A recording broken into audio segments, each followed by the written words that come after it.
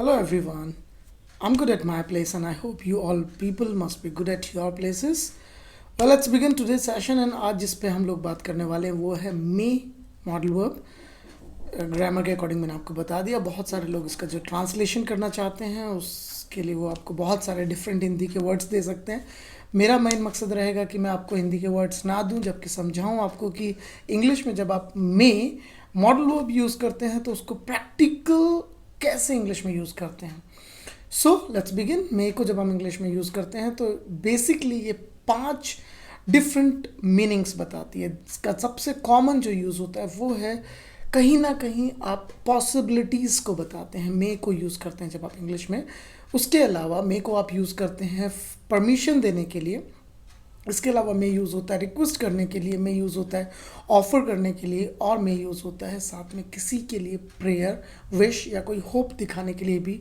Before going ahead मैं आपसे request करूँगा कि प्लीज़ अगर आपने मेरा पिछला वीडियो डे 11 का वीडियो आपने नहीं देखा है तो प्लीज़ उसको ज़रूर देख लीजिएगा, जिससे कि आप आज के वीडियो को पिछले वीडियो से कहीं ना कहीं कंपेयर करके बहुत सारी चीज़ों को सही तरीके से सीख सकते हैं। जैसे कि पिछले वीडियो में मैंने कैन के बारे में बात की थी, और कैन जब हम यूज़ करते हैं तो मैंने आपसे बात की थी कि कैन भी हम 5 डिफरेंट सिचुएशंस में यूज़ करते हैं। कैन परमिशन के लिए भी यूज़ होता है, रिक्वेस्ट के लिए भी यूज़ होता है, एंड ऑफ़र करने के लिए भी यूज़ होता है। ठीक है, और वहाँ पे मे भी यूज़ करते हैं। और पिछले सेशन में भी मैंने कहा था कि फॉर्मल जब हम यूज़ करते हैं तो फिर मे यूज़ होता है। मे के बारे में जो मे का सबसे बड़ा यूज़ है वो इंग्लिश में है। उसको हम कहीं ना कहीं पॉसिबिलिटीज़ को दिखाने के लिए यूज़ करते हैं। और एक नियम बिल्कुल ध्यान रख लीजिए कि जब आप मे मॉडल वर्ब यूज़ करते हैं तो मे के साथ हमेशा वर्ब की फर्स्ट फॉर्म यूज़ होगी। बिल्कुल आप मान के चलिए, मे प्लस वर्ब की फर्स्ट फॉर्म। इसके अलावा सबसे अच्छी बात यह है कि मे जो हेल्पिंग वर्ब है वो किसी भी डूअर के साथ आप यूज़ कर सकते हैं। मतलब आपने अगर मेरे वीडियोस डे 1 से देखे हैं तो आपको मालूम होगा कि जब भी हम कोई सेंटेंस बनाते हैं तो कहीं ना कहीं सिर्फ 7 डूअर्स यानी सब्जेक्ट यूज़ होते हैं। मैं जस्ट आपको एक बार जल्दी से रिवाइज करवा देता हूँ कि मैं हमेशा इस फिंगर को बोलता हूँ I, you, we, they, she, he, it, या इन्हीं के नाम हो सकते हैं। आप शी को हटा के बोल सकते हैं मॉम, ही को हटा के आप बोल सकते हैं शाहरुख खान, और इट को हटा के आप बोल सकते हैं माई कार। यानी कि मैं सिर्फ आपको ये बताना चाहता हूँ कि ये जो 7 डूअर्स होते हैं इनके साथ आप मे को बिल्कुल यूज़ कर सकते। मैं आपको ऑलरेडी बता चुका हूँ कि मे हम लोग कहाँ यूज़ करते हैं। तो मे का पहला यूज़ होता है पॉसिबिलिटीज़ बताने के लिए। लेट्स सी सम एग्जांपल्स कि अगर कोई व्यक्ति ये बोल रहा है इट मे रेन, सबसे कॉमन की बात कर रहा हूँ, क्योंकि अगर बारिश नहीं हो रही है लेकिन आसमान में आपको बादल नज़र आ रहे हैं तो कहीं ना कहीं आप एक पॉसिबिलिटी, एक संभावना दिखा सकते हैं कि इट मे रेन। मे के साथ मैंने क्या यूज़ किया, फर्स्ट फॉर्म। रेन बारिश होने को भी कहते हैं, इसलिए मैंने बोला इट मे रेन। अगर आप एक स्टूडेंट हैं और आपने कोई एग्ज़ाम दिया है और जब घर वाले पूछें कि रिज़ल्ट क्या रहेगा और आपका एग्ज़ाम बहुत अच्छा गया है तो आप बिल्कुल उस चीज़ के लिए एक पॉसिबिलिटी दिखा सकते हैं कि I may secure good marks, I may score good marks, I may get good marks. यानी कि आप एक पॉसिबिलिटी दिखा रहे हैं। You may get late. तो हिंदी में ट्रांसलेशन ना करें, क्योंकि बहुत लोग ट्रांसलेट करते हैं तो मे का मतलब कहीं ना कहीं शायद देख लेते हैं। तो मे कहाँ यूज़ कर रहे हैं हम लोग, जब हम एक पॉसिबिलिटी जाहिर कर रहे हैं। और ये किसी के लिए भी यूज़ हो सकता है। इट मे रेन, मौसम की बात हमेशा इट से करते हैं, इसलिए मैंने बोला इट मे रेन। मैंने उसके बाद कहा आई मे स्कोर गुड मार्क्स, यानी ये पॉसिबिलिटी मैं अपने लिए दिखा रहा हूँ। यू मे गेट लेट, यानी कि मैं आपको आपके बारे में एक संभावना दिखाना चाह रहा हूँ। मैं कहीं ना कहीं एक पॉसिबिलिटी नज़र आ रही है, इसलिए मैं कह रहा हूँ you may get late. India में विन द मैच। तो अगर इंडिया का कोई मैच है और इंडिया खेलने जा रही है जिस टीम के साथ, और आप के मन में एक पॉसिबिलिटी है कि शायद इंडिया मैच जीत जाए, तो शायद दिमाग से हटाइए और बिल्कुल बोलिए India may win the match.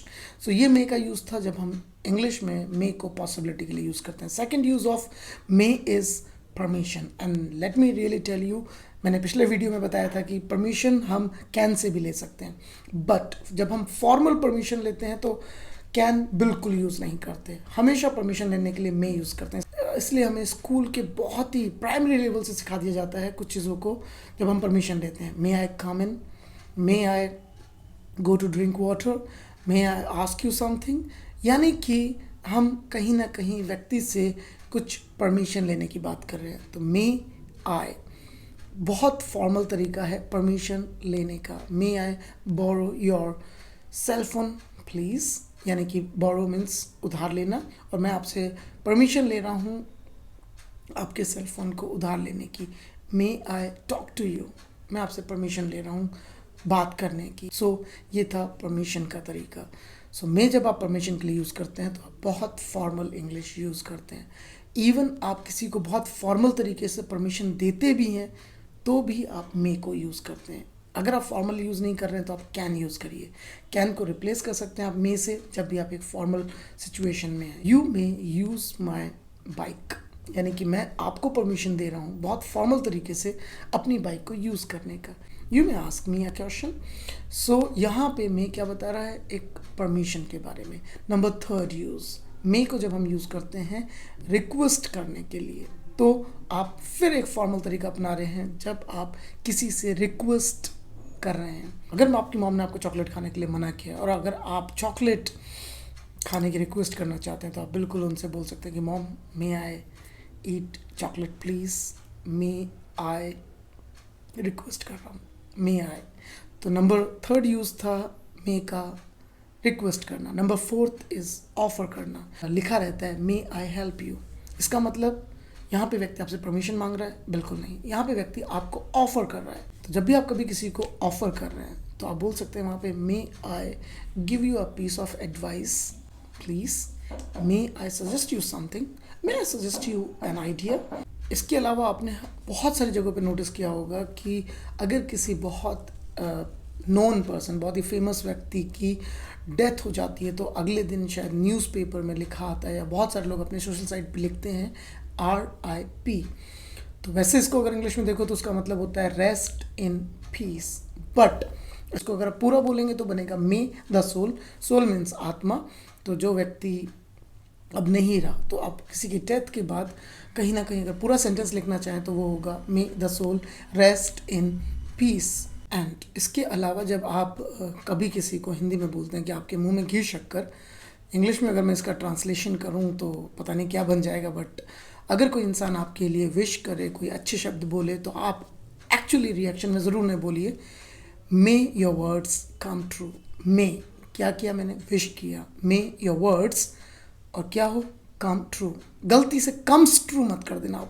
बहुत सारे लोग यहाँ पे ये ग्रामर की बहुत मिस्टेक करते हैं कि मे के साथ कम्स ट्रू लगा देते हैं। कभी गलती नहीं करिएगा, कभी भी मे के साथ आप वर्ब के फर्स्ट फॉर्म में SES नहीं यूज़ कर सकते। तो कभी भी आप कहीं पढ़ें, देखें या किसी के मुंह से सुने और अगर किसी ने ये बोला है कि मे your words, may your dreams comes true, तो ये एब्सोल्युटली गलत सेंटेंस है। मे your dreams come true, may your words come true, ये बिल्कुल ठीक है। तो आपके मुंह में घी शक्कर, ट्रांसलेशन छोड़ते हैं, यानी कि मैंने विश की कि आपने जो भी सपने देखे हैं वो सच हो जाएं। किसी चीज़ का सच हो जाना इंग्लिश में कहलाता है come true.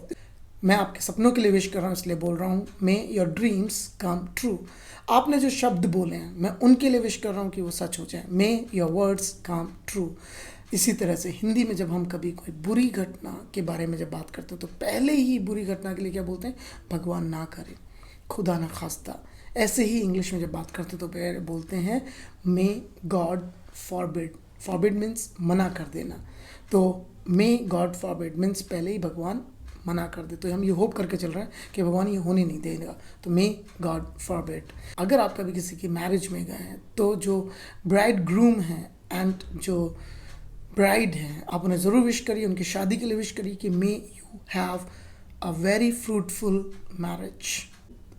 That's all about may के जितने यूज़ होते हैं वो मैंने आपको बता दिए हैं। आई होप इस वीडियो के बाद आपके जहन में मे से रिलेटेड कोई डाउट नहीं होगा। अगर फिर भी आपके मन में कोई भी डाउट रह जाए तो प्लीज़ आप कमेंट बॉक्स में ज़रूर लिख के बताइएगा कि आपको क्या डाउट है।